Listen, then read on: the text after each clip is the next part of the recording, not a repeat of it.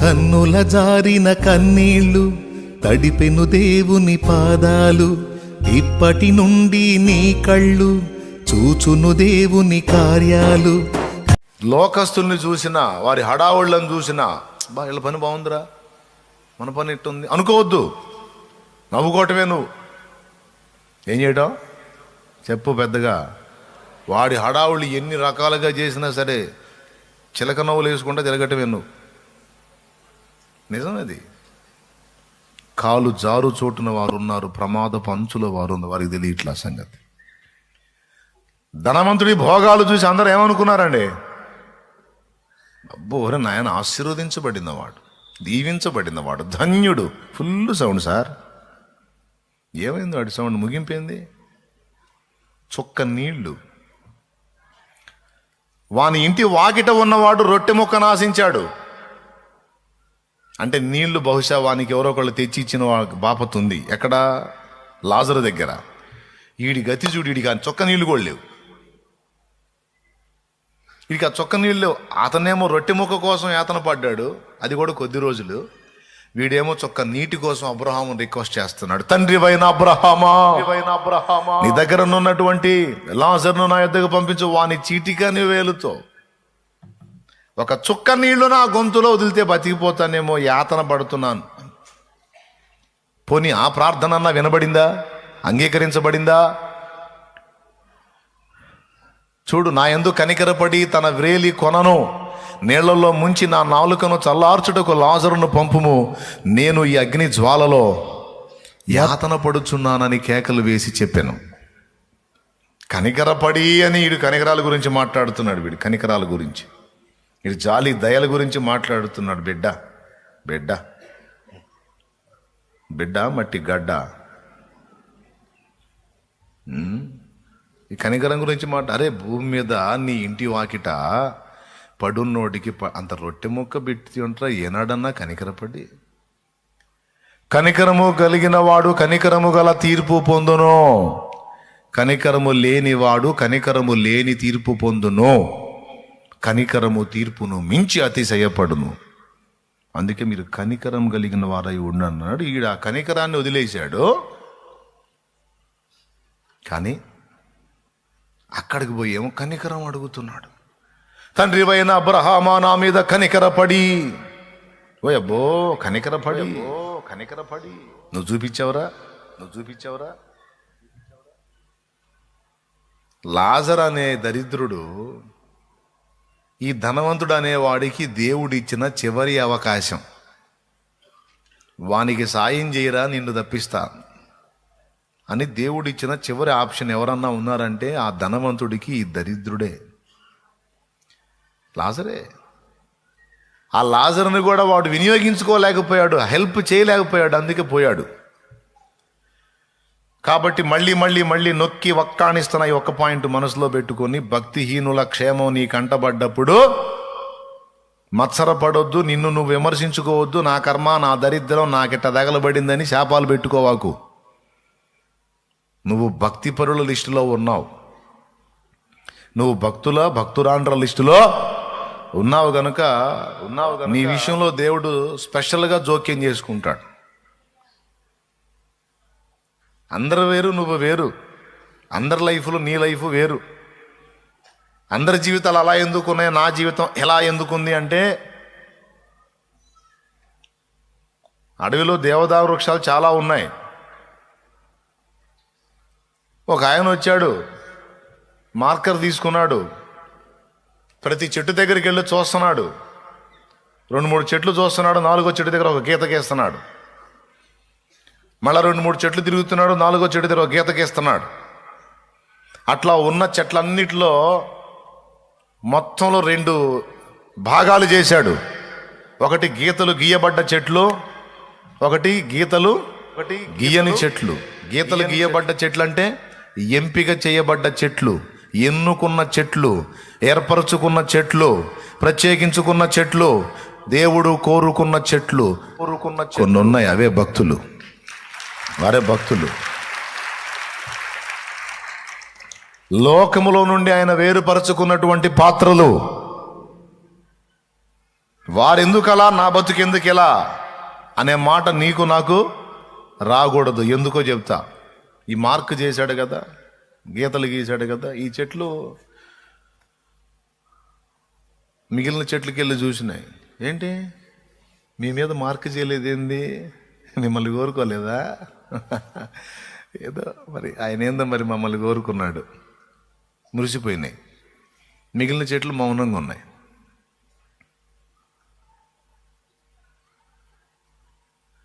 తర్వాత ఒక రోజు రానే వచ్చాడు.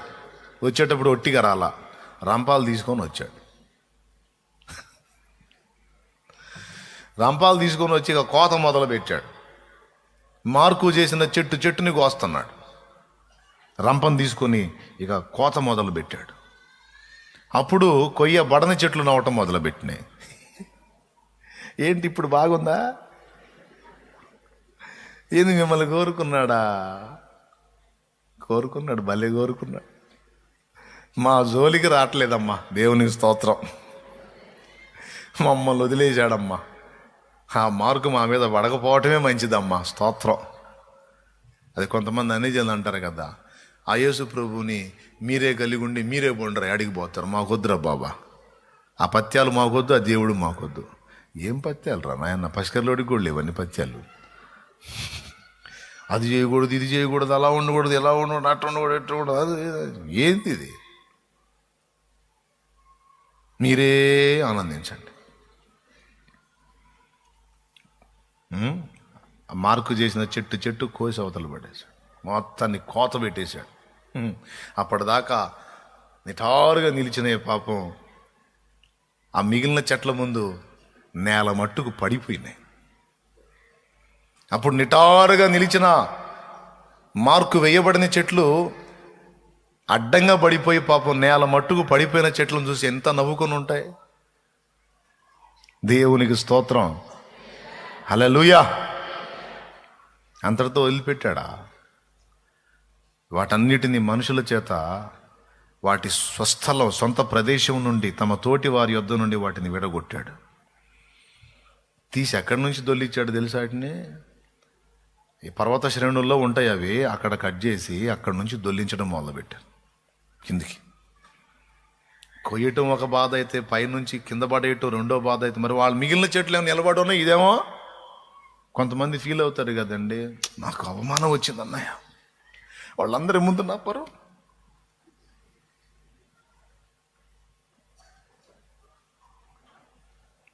నా తల కొట్టేసినట్టు అయిపోయింది. ఓయమ్మో, కిరీటం కింద పడిపోయిందా? తప్పదమ్మా, తప్పదు నాయనా. నేల మట్టుకు ఏసే తగ్గించుకున్నప్పుడు నువ్వు నేను ఎంత చెప్పు. శిలువ మరణము పొందునంతగా విధేయత చూపిన వాడై తన్ను తాను తగ్గించుకోనేను. ఫిలిప్పీ పత్రిక 2వ అధ్యాయము 5వ వచనం నుంచి అద్భుతమైన మాటలు. క్రీస్తు యేసునకు కలిగిన ఈ మనస్సు మీరు కూడా కలిగి ఉండండి. ఆయన దేవుని స్వరూపం కలిగిన వాడై ఉండి దేవునితో సమానముగా ఉండుట విడిచిపెట్టకూడని భాగ్యమని ఎంచుకొనలేదు గాని, మనుషుల పోలికగా పుట్టి దాసుని స్వరూపం ధరించుకొని తన్ను తానే రిక్తునిగా చేసుకొనెను. మరియు ఆయన ఆకారమందు మనుషుడుగా కనబడి మరణము పొందునంతగా, అనగా శిలువ మరణం పొందునంతగా విధేయత చూపిన వాడై తన్ను తాను తగ్గించుకొనెను. కొంచెం తగ్గింపును తట్టుకోలేరు, కొంచెం తృణీకారాన్ని తట్టుకోలేరు. కొద్దిగా ఇతరుల ముందు ఏదన్నా అవమానం కలిగితే ఓయమ్మో, కిరీటం కింద పడ్డట్టు ఫీల్ అవుతారు. పాపం వాటితో పాటు అంతకుముందు నిలబడి ఉన్న చెట్లు ఇప్పుడు అడ్డంగా కింద పడిపోయాయి. ఇది రెండో బాధ. కోత ఒక బాధ అయితే, నేల మీద పడవేత ఇంకొక బాధ. అంతటితో ఆగకుండా కొండ మీద నుంచి దొల్లించింది మూడో బాధ. అంతటితో వదిలిపెట్టారా? ఈ మొత్తాన్ని కలిపి ఒకదానికోటి కలిపి బల్లకట్టు అంటారు. తెలుసా మీకు? బల్లకట్టు అంటే తెలుసా మీకు? తెలిసిన వాళ్ళు చేతులు ఎత్తండి. ఏంటి బల్లకట్టు అంటే?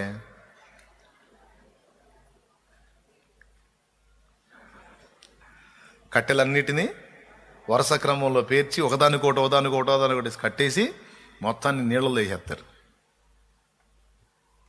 అప్పుడు ఆ నీళ్ల మీద ప్రయాణం చేస్తాయి. ఆ నీళ్లు వాళ్ళు ఏ ప్రాంతానికి వెళ్ళాలో ఆ ప్రాంతానికి వెళ్ళే నీటిని చూసుకొని, నదిని చూసుకొని అందులో వేస్తే ఇక అందులో కొట్టుకుపోతా, ఆ ఒడ్డు తగిలి ఈ ఒడ్డు తగిలి, అటు నీళ్లు అటు ఒడ్లు, ఆ ఒడ్డు తగిలి ఈ ఒడ్డు తగిలి, ఎట్టకెళ్ళకు చెట్ట చివరికి తోతకాడికి చేరాలా.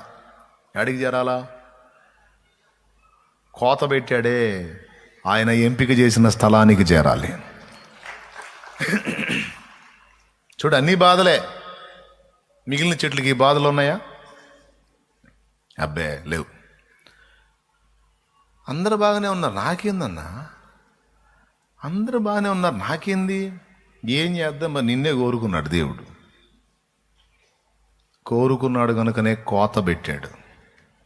కోరుకున్నాడు కనుకనే నేల మట్టుకు నిన్ను పడేశాడు. కోరుకున్నాడు కనుకనే గాయాలైనా లెక్క చేయకుండా పైనుండి దొల్లించిన అనుభూతిలోకి తీసుకెళ్తున్నాడు. ఇన్ని బాధలు పడి అనుకున్న ప్రదేశానికి చేరినప్పుడు మళ్ళా ఒడ్డుకు తీసుకొచ్చాడు. పోన్రా బాబు, ఎట్లన్నా నీళ్ళ నుంచి బయటికి లాగారు. ముందు దేవునికి స్తోత్రం అనుకున్నా. ఈ చెట్లు పోనీలేబ్బా, ఒక్కసారి కోత పెట్టాడు, ఇంక వదిలేశాడు. పడితే పడ్డావులే, నేల మటు చేసేదే ఉంది, అయిందేది అయిపోయింది, లేక ప్రశాంతంగా వచ్చాం, ఒడ్డుకు చేరాం అనుకున్నా. మళ్ళీ అంతటితో అయిపోయిందా? తీసుకెళ్ళి మొత్తాన్ని నీట్గా ఒక దగ్గర చేర్చి ఇక కొంతమంది దిగారు ఏ ఆయుధాలు తీసుకొని, ఇక రోజు చెక్కటం మొదలు పెట్టారు. కోత ఒక్కటే గాయం అయితే ఇక రోజు అచ్చంగా ఇనుప వస్తువులు తీసుకొని రోజు గాయం చేయటం మొదలుపెట్టారు. గాయం చేయటం అచ్చంగా ఇంకేం లేదు, ఒక క్యారేజ్ కట్టుకొని రావడం, శుభ్రంగా తినటం, క్యారియర్ తెచ్చుకోవటం, తినటం. మళ్ళీ దేంద్రయ్యా, నన్ను గాయపరచడమే పనిగా పెట్టుకున్నారా నాయనలారా? ఏంది నాకు ఈ బాధలో? అంతా ఇక రోజు చెక్కి చెక్కి చెక్కి చెక్కి చెక్కి చెక్కి చెక్కి చెక్కి కోయబడిన అనుభవం మిగిలిన చెట్లకు లేదు. పడవేయబడిన అనుభవం, నేల మట్టుకు పడవేయబడిన అనుభవం మిగిలిన చెట్లకు లేదు. పైనుండి కిందికి ఎక్కడో ఉన్నత ప్రదేశం నుండి అట్టడుగుకి పడద్రోయబడిన అనుభవం మిగిలిన చెట్లకు లేదు. పర్వత శ్రేణుల్లో అలానే ఉన్నాయి, కానీ ఈ కోతకు గురైన ఎక్కడి నుంచి ఆ మిగిలిన చెట్ల ముందు పడటం ఒక అవమానం అయితే, అంతకంటే ఇంకా కిందికి పడద్రోయబడటం.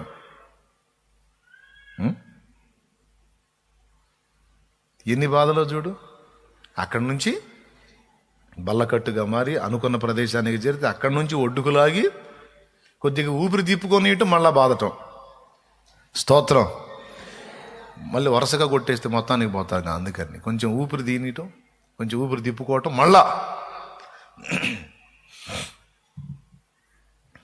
ఈరోజు మన మీద ఆ పని జరుగుతుంది బిడ్డలారా. చెక్కబడి చెక్కబడి చెక్కబడి చెక్కబడి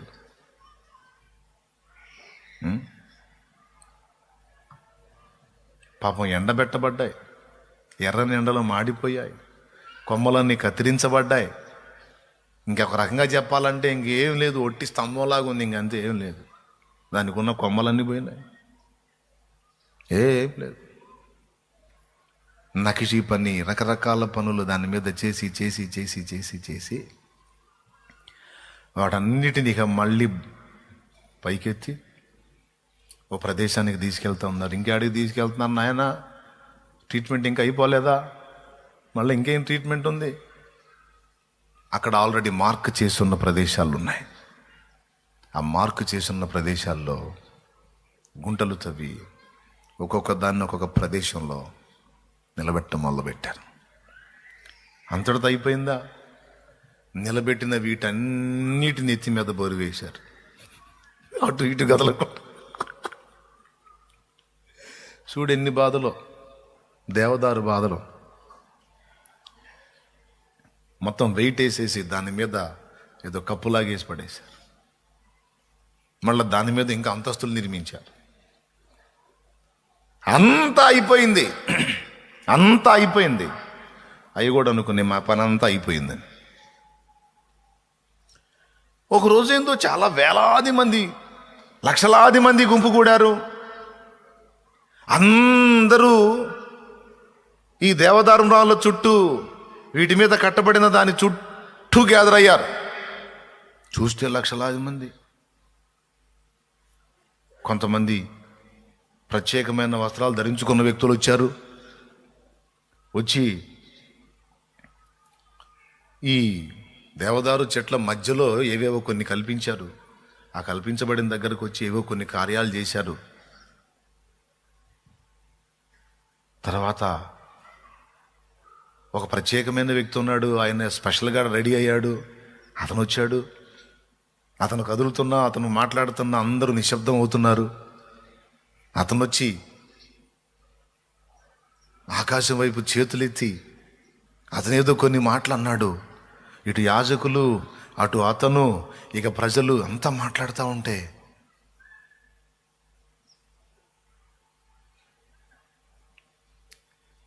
ఆ దేవదారు మ్రానులు ఉన్న ఆ ప్రదేశంలోనికి పరలోకము నుండి దేవుని మహిమ దిగొచ్చింది.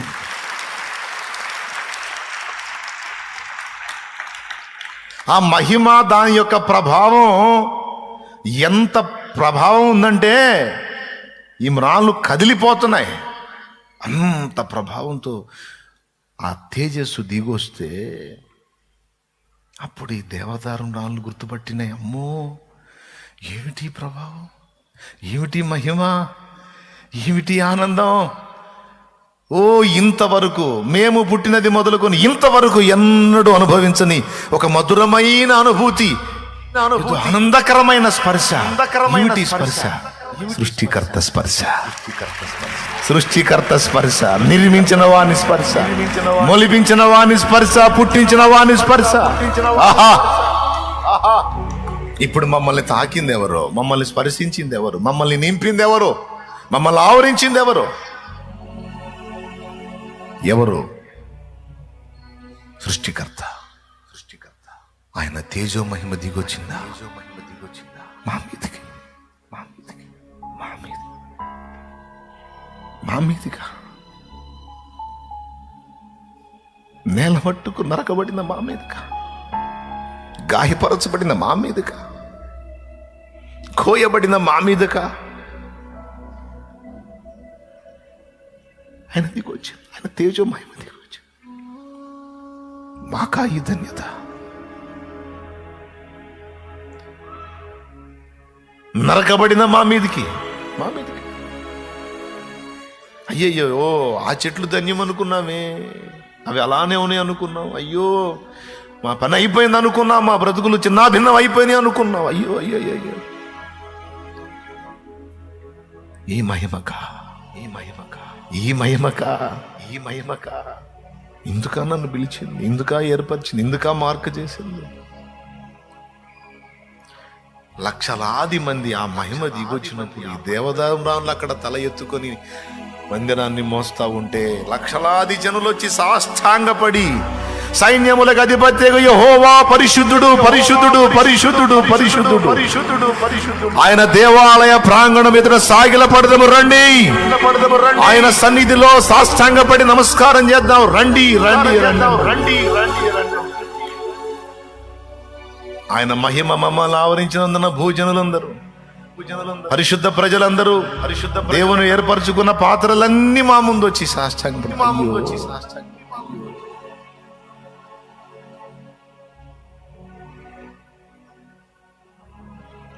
ప్రజలు ఎవరు చూసినా వాటికెళ్ళి ఆలయం వెళ్ళి ఒక ఆప్యాయత, ఒక అనురాగం, ఒక తన్మయత్వం, ఒక భక్తిభావం, ఒక స్తంభాన్ని తాకి స్పర్శించి తృప్తి చెందుతున్నారు. ఒక్కొక్క స్తంభాన్ని స్పర్శించి ఇది నా దేవుని మందిర ప్రాంగణం అని ఒక్కొక్క స్తంభాన్ని పట్టుకొని ఏడుస్తున్నారు. మనుషుల స్పర్శ నా దేవుని ఆలయ ప్రాంగణం.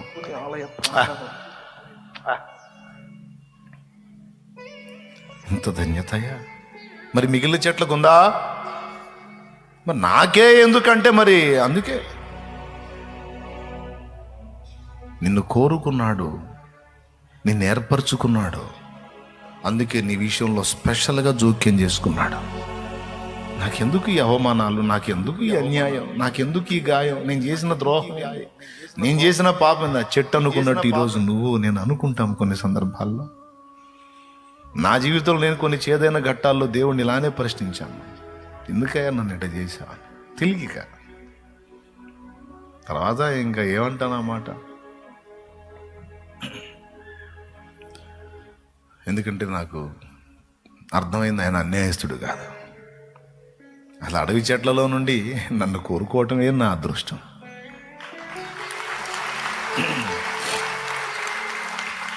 నేల మట్టుకు పడవేస్తేనేమి, పైనుండి దొల్లిస్తేనేమి, నీటిలో నన్ను నానబెడితేనేమి, ఎండలో ఎండబెడితేనేమి, రోజు పని కట్టుకొని గాయపరిస్తేనేమి, నన్ను తీసుకెళ్లి తన ఆలయంలో ఒక స్తంభంగా నిలబెట్టడానికే కదా. హల్లెలూయా. కొన్నిసార్లు నువ్వు అనుకున్న ప్రదేశాల నుంచి పక్కకి తీసుకొస్తాడు. నా అనుకున్న నీ వారి మధ్య నుంచి నిన్ను పక్కకి తీసుకెళ్తాడు. మిగిలిన వాళ్ళకి లేని అవమానాలు నీకే ఎదురయ్యేటట్టు అనుమతిస్తాడు. ఎంత అంటే నేల మట్టుకు. మిగిలిన వాళ్ళు బాగానే ఉంటారు, కానీ నీకు మాత్రం ఘోరమైన అవమానాలు ఎదురవుతుంటాయి. మాటలు పడాల్సి వస్తుంది. అది ఎలా ఉంటుందంటే, నిటారుగా నిలిచిన రాను అడ్డంగా నేల మీద పడిపోయినట్టు ఉంటుంది నీకు ఆ ఫీలింగ్. ఏం చేద్దాం మరి? కోరుకున్నాడు, మరి మహిమతో నీ మీదికి దిగి రావాలనుకుంటున్నాడు. అనేకులకు నిన్ను ఒక ఆశీర్వాద కారణంగా చేయాలని కోరుకున్నాడు, డిసైడ్ చేశాడు, ఎంపిక చేశాడు. ఇంకా ఆగడు. తట్టుకోవాల్సిందే గాయాలని. అవన్నీ ఆశీర్వాదకరమైన గాయాలు. అవే రేపు భవిష్యత్తులో నీకు గేయాలు. అవే నీకు భవిష్యత్తులో గేయాలు బిడ్డ. అవే సంతోష గానాలు. తప్పదు. మిగిలిన వాళ్ళకి వెళ్ళి చూడవాకు. ఒకవేళ నిన్న ఆ అవమానానికే అప్పగిస్తే ఆనందంగా కృతజ్ఞతలు చెప్పు, మహిమను చెప్పు. Thank you lord, thank you. పర్వాలేదు. ఈ అవమానాన్ని బట్టి కూడా నీకే వందనాలు. ఈ విమర్శను బట్టి, ఈ నిందను బట్టి, ఈ అప్పులను బట్టి, తృణీకారాన్ని బట్టి, ఈ మనుషులు వంచన చేసిన గాయాలను బట్టి, ఈ మనుషులు ఎగతాళిని బట్టి, నేను కలిగి ఉన్నటువంటి ప్రతికూలతలను బట్టి, వీటన్నిటిని బట్టి కూడా నీకే వందనాలు. నాకు తెలుసు ఇవన్నీ అయిన తర్వాత నీ మహిమతో నువ్వు నా మీదకి దిగొస్తావు. నీ మహాప్రభావము, తేజస్సు నన్ను ఆవరిస్తుంది. గుర్తుపెట్టుకో.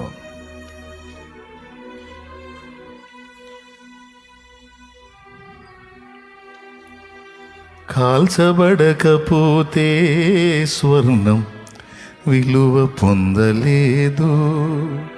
ప్రకృతి నియమం అది, దేవుడు చేసిన చట్టం అది.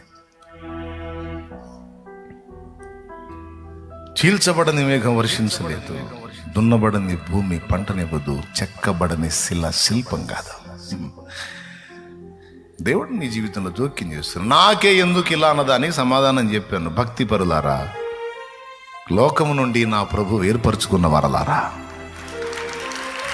లోకములో నుండి ప్రత్యేకించి మార్క్ చేయబడ్డ వారలారా, పరిశుద్ధాత్మను సంచకరువును పొందిన వారలారా, పరిశుద్ధాత్మాభిషేకము చేత నింపబడిన వారలారా, చీకటిలోను మరణాంధకారములోను కూర్చున్న మిమ్మల్ని ఆశ్చర్యకరమైన తన వెలుగులోనికి పిలిచిన వాడు నీతో చెప్పు సంగతులు. భయపడవద్దు, విస్మయం పొందవద్దు. నువ్వు ఎన్ని గాయాల్లో గుండా ప్రయాణం చేస్తున్నా ఇది మాత్రం మరవద్దు, నేను నీకు తోడై ఉన్నాను. నిబ్బరము కలిగి ధైర్యముగా నుండు.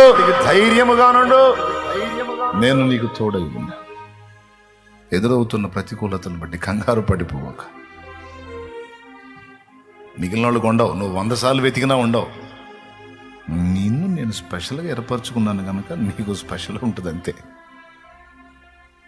ఎవరికి వాళ్ళ లైఫ్ మిగిలిన వాళ్ళతో పోల్చుకుంటే ప్రత్యేకంగా కనపడుద్ది.